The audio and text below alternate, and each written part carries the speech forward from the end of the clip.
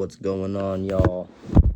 Oh, so I'm the MMA kid, or Tony V. I be watching this shit every now and then. I be keeping up with things, and I be seeing shit. I gotta say things about certain things that I be seeing online about the fights and fighters and stuff like that. First topic that I want to talk about: the Arman Tsarukyan situation and why he is getting snubbed on the interim title fight between Patty and Gaethje. So I'm sure y'all already seen that video where Patty Pimblett had already broken down. It was like, dude, the guy pulls out of fights, he's unreliable, and even a couple months before, he had a shot to fight a rematch against Gamrot, who he lost to, and declined it. And like, I'm not shitting on Arman at all. I think he's a phenomenal fighter. I think he's an amazing fighter. But when you cost the company and you cost these guys, you got to work your way back into the good side of this guy. You know what I'm saying? I feel like a lot of people think that these fights are all based off of rank and shit, which it should be. It should be. There's a few cases where the fights are based off of rank.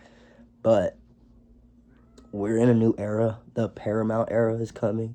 That means the money era is coming. We don't want to nobody's going to pay a pay-per-view where some guy's fucking laying around or any of that shit. Or worse of all, what I'm saying is they want somebody that's reliable. They're going to set a card. They know that person's going to pull up to the fight. Injury or not, they're not pulling out because they want to fight. They want to entertain. They're there for one thing and one thing only. It's to fucking fight.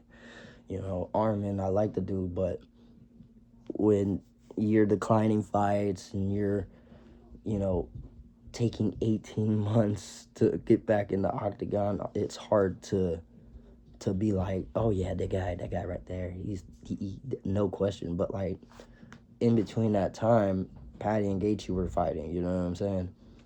And I personally don't think Gaethje deserves an interim shot because he beat Fiziev. That's not really a deserving win of a title shot, but I mean, who gives a fuck what I think, right?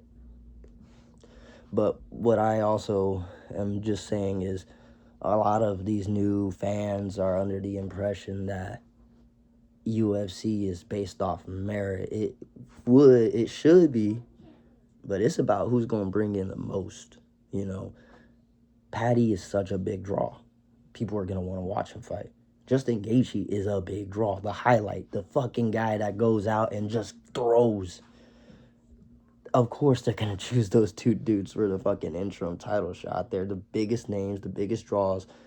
If they're going on Paramount, they want to have the first pay-per-view with a big bang. And I mean, what other fight than that? You know what I'm saying? I mean, I'm sure there's other fights they could have put, but that they're going to make it in.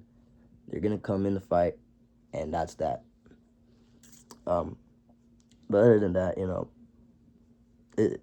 UFC ain't what it used to be, Fight the next guy. Well, I don't know. It's always kind of been like this. They always been kind of pushing a superstar. They always want a superstar, UFC needs a superstar. Fuck, they always need superstars. You got all these boxers that you don't even got to watch their fights, yet you know of them. Like there's fighters that you probably never seen, but you know their names. That's because they're being promoted. They're being promoted by their boxing promotions. UFC's not really pushing a lot of these dudes out there. They kind of let them speak for themselves. And then if they see that you're worth it, then they're going to fucking push for you.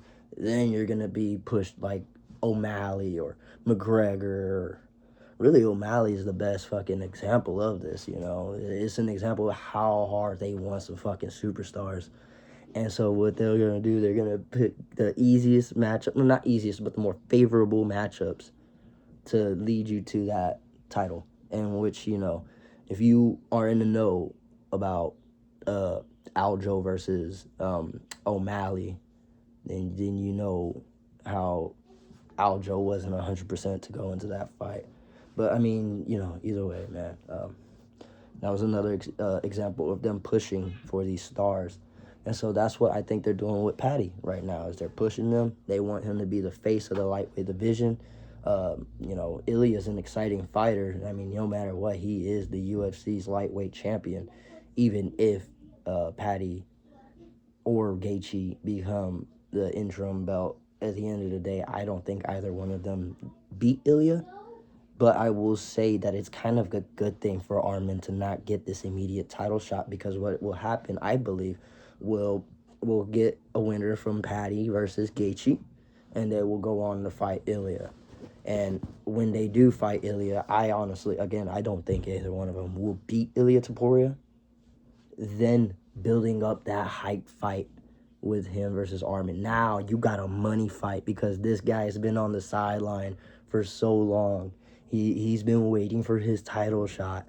And the two guys that snubbed him when they fucking both, they couldn't do nothing. So it's only one guy left. It's Arman. And I think that's what's going to happen. I think that's how they'll play it out. I'm just a fucking loser, bro. I'm just a guy that, I just watch MMA. And that I'm just giving my opinions, because I feel like I see a lot of videos of people giving their opinions, and sometimes they're good opinions, or their takes are pretty good, or they're just straight shit. Like the whole Ilya ducking thing. Like, come on, man. Like, come on, dude. We know, bro. Come on. But anyways, I'm Jed Sanders. Y'all keep it real.